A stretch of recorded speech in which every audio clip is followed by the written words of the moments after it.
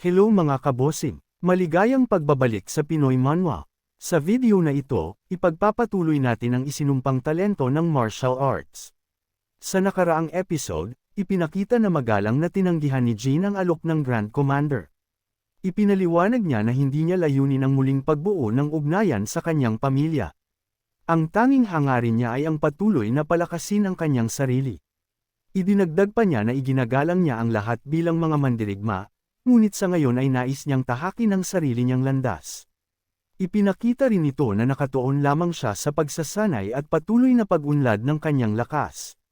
Pagkatapos marinig ang kanyang sagot, namagitan ang Lord at sinabi na hindi dapat pilitin ang binata na sundin ang kagustuhan ng iba. Ayon sa kanya, si Jin lamang ang may karapatang magpasya kung anong direksyon ang tatahakin ng kanyang buhay, kaya nararapat lamang na igalang ng lahat ang kanyang desisyon.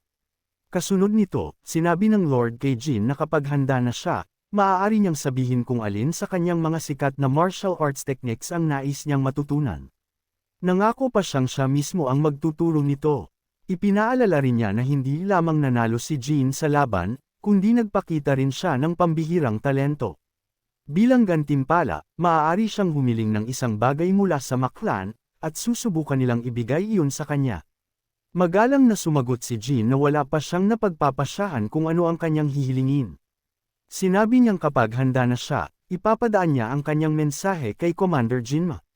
Nang marinig ito, napangiti na lamang si Jinma sa kanyang isipan.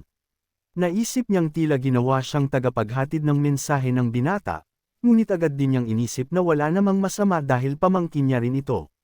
Bahagyang gamaan ang atmosfera, ngunit nanatiling seryoso ang takbo ng kwento. Pagkatapos noon ay sabay-sabay na silang umalis. Nauuna si Jin habang kasunod naman si Jinma. Habang naglalakad, sinabi ni Jinma na mayroon siyang bagong misyon na akmang-akma para kay Jin.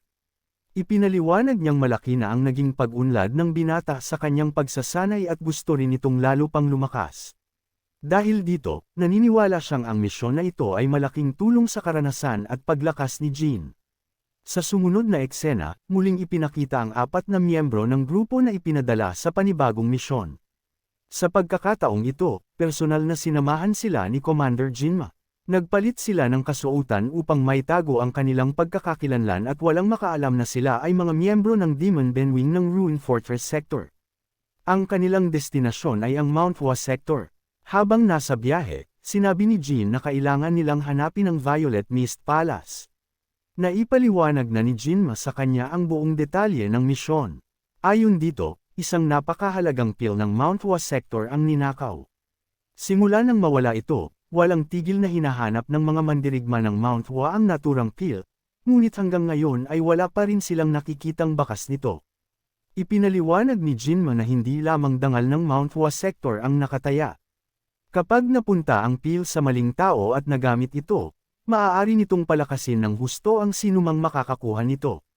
Dahil dito, humingi ng tulong ang Mount Hua Sector sa Demon Benwing upang tumulong sa operasyon. Ipinapakita lamang nito na ang misyon ay hindi simpleng paghahanap ng isang pil, kundi isang mahalagang operasyon upang maiwasan ang mas malaking panganib. Pagkatapos nito, ipinaliwanag ni Jinma ang tunay na layunin ng kanilang misyon. Hindi nila pangunahing pakay ang mahanap ang pil, kundi ang mabawasan ang mga inosenteng masasaktan habang isinasagawa ang malawakang paghahanap. Naniniwala siyang habang hinahanap ng Mount Hua ang pil, maaari nilang mapagkamalang kalaban ang sinumang madaanan nila. Dahil dito, tungkulin ng kanilang grupo na pigilan ang walang saysay na pagdanak ng dugo at protektahan ang mga inosenteng sibilyan. Nang marinig ito, sinabi ni Jin na malinaw na halos hindi na maiiwasan ang isang malaking labanan, maging laban man ito sa mga kriminal o sa mismong mga mandirigma ng Mount Hua Sector. Sumang-ayon si Jinma at sinabing iyon mismo ang pinakamalaking hamon ng misyon. Idinagdag pa niya na alam niyang gustong-gusto ni Jin ang bawat laban dahil dito siya mas mabilis na lumalakas. Kaya naman isinama niya ito sa misyon upang magkaroon ng pagkakataong masaksihan, mapag-aralan, at masuri ang mga martial arts techniques ng Mount Hua Sect. Naniniwala siyang kayang-kaya ni Jin na pangasiwaan ang misyon dahil sa kanyang pambihirang talento sa pag-aaral ng mga teknik. Dahil dito, nais niya itong isama sa kanilang grupo. Gayunpaman, nilinaw ni Jinma na hindi karaniwang isinasama ang isang white rank sa ganoong klase ng misyon dahil napakadelikado nito. Sa kabila nito, naniniwala siyang sapat na ang kakayahan ni Jin upang harapin ang mga panganib na maaaring kaharipan nila. Kasama rin nila si Chang, na bahagyang nagreklamo habang naglalakad. Sinabi niyang nakapanghihinayang na hindi nila maisuot ang kanilang opisyal na uniforme at kinailangan pa nilang magsuot ng pangkaraniwang damit. Nagtaka rin siya kung bakit ganoon ang kahilingan ng Mount Hua sect. Ngumiti lamang si Jinma at sinabing malalaman din nila ang dahilan sa tamang oras. Makalipas ang ilang sandali, dumating sila sa itinakdang meeting point. Isang elder mula sa Mount Hua sect ang sumalubong sa kanila. Pagkakita pa lamang sa grupo ay sinabi nitong matagal na nila silang hinihintay. Napansin din nila ang simbolo ng plum blossom na nakaberde sa kasuotan ng elder, kaya agad nilang nakumpirma na tunay itong kabilang sa Mount Hua sect. Agad namang nakilala ng elder ang pinuno ng Demon Benwing at tinawag si Commander Jinma sa kanyang pangalan. Bilang paggalang, tinawag naman siya ni Jinma na Master Qian. Kitang-kita na isa rin itong napakalakas na martial artist na halos kapantay ng antas ni Jinma. Isa-isang kinilala ni Master Qian ang mga kilalang mandirigma ng grupo. Nakilala niya ang Sunlight Sword Maiden dahil sa kanyang tanyag na titulo, gayon din ang Blue-Eyed Demon Blade, na si Chang. Napangiti siya at sinabing marami pala siyang pamilyar na mukha na nakikita sa misyong iyon. Dagdag pa niya, hindi na kailangan ng mahabang pagpapakilala, lalo na sa mga kilalang mandirigmang matagal na niyang kilala. Ipinapakita lamang nito na ang reputasyon ng grupo ay kilala rin maging sa ibang sekta. Habang nagmamasid si Jin, napansin niya ang isang binatang tila walang interes sa nangyayari. Paulit-ulit itong naghihikab at mukhang hindi man lang seryoso sa misyon. Sa tingin ni Jin, maaaring sobra ang tiwala nito sa sariling lakas, o marahil ay isa itong disipulong sinanay ng isang napakalakas na master. Pagkatapos nito ay lumapit si Master Qian kina Jin at Chang. Tiningnan niya sila at sinabi na tila hindi na sineseryoso ng Ruin Fortress ang Mount Hua sect dahil nagsama pa sila ng mga baguhang mandirigma. Ayon sa kanya, mas mainam sana kung puro mga kilala at bihasang Blue Rank Warriors ang isinama nila upang mas mabilis nilang maisagawa ang misyon. Tahimik lamang na nakinig si Jin. Sa kanyang isipan, naisip niyang malinaw na minamaliit siya ng elder at inaakalang isa lamang siyang ordinaryong disipulo na isinama para matuto. Gayunpaman, hindi siya nagpahalata at nanatili lamang siyang kalmado. Muli nitong ipinakita ang kanyang pagpipigil sa sarili at ang kumpiyansa niyang hayaan ang kanyang kakayahan ang magsalita para sa kanya. Nang magsisimula ng ipaliwanag ni Jinma ang tunay na dahilan kung bakit isinama si Jin, agad siyang pinigilan ni Master Qian. Sinabi nitong kung talagang isinama ni Jinma ang binata sa napakadelikadong misyong iyon, tiyak na may natatanging kakayahan ito. Pagkatapos ay nagbigay si Master Qian ng mungkahi. Iminungkahi niyang pagharapin si Jin at ang disipulo ng pinuno ng Mount Hua sect sa isang magiliw na sparring match. Ayon sa kanya, makikinabang ang dalawang panig sa laban. Dahil isinama si Jin upang matuto, malaking pagkakataon iyon upang makita at maranasan niya mismo ang mga martial arts ng Mount Hua sect. Samantala, napaisip si Jin habang pinakikinggan ang mungkahing iyon.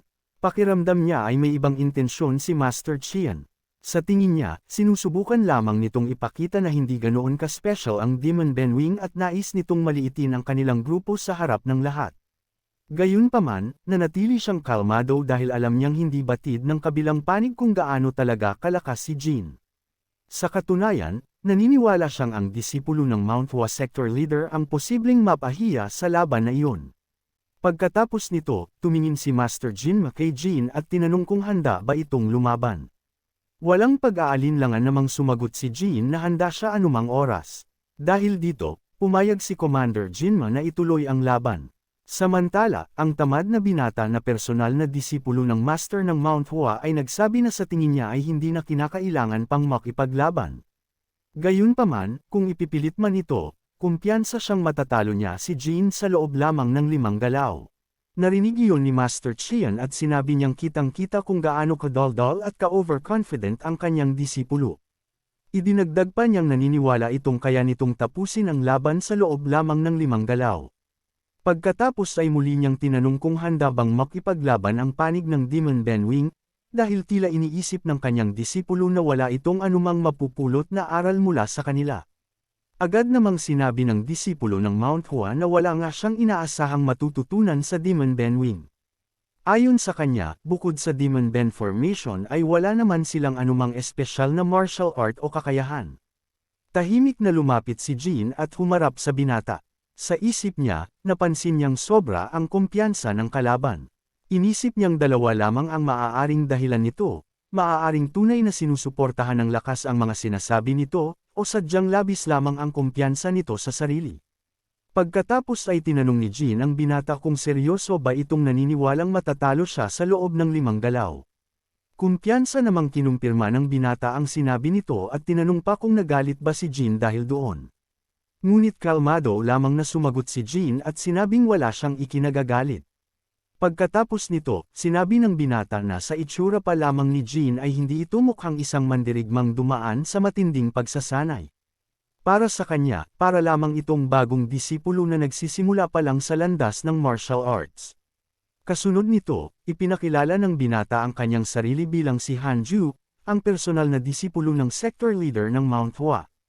Pagkarinig ni Chang sa pangalang iyon, agad niyang naalala ang reputasyon ni Hanju. Sinabi niyang narinig na niya ang pangalan nito noon pa man at mayroon pa itong espesyal na titulo.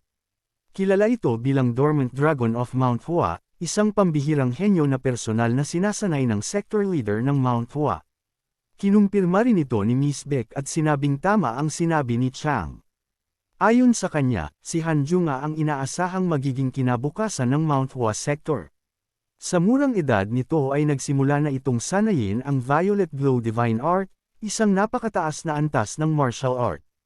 Ipinaliwanag din niyang iyon mismo ang teknik na minsang nakasugat sa Blue-Eyed Demon Dragon nang makaharap nito ang sector leader ng Mount Hua. Dahil dito, lalo pang naging malinaw kung gaano kataas ang potensyal ng batang disipulo. Sa kabila ng lahat ng papuri sa kanyang kalaban, nanatiling kalmado si Jin. Humakbang siya pasulong at sinabing handa na siyang simulan ang laban. Kasabay nito ay ipinakilala rin niya ang kanyang sarili bilang Yon Shinjong. Sa puntong iyon, kapwa handa na ang dalawang mandirigma. Nakatutok ang lahat ng naroon sa nalalapit na sagupaan, dahil malinaw na hindi lamang ito simpleng paligsahan ng lakas, kundi isa ring pagsubok sa talento, karangalan, at reputasyon ng kani-kanilang sektor. Dito nagtatapos ang episode 14. Sa susunod na kabanata, malalaman kung sino ang mananaig sa laban ni Jin at Hanju, at kung mapapahiya nga ba ang Mount Hua sector, o mapapatunayan ng kanilang henyong disipulo ang kanyang ipinagmamalaking lakas.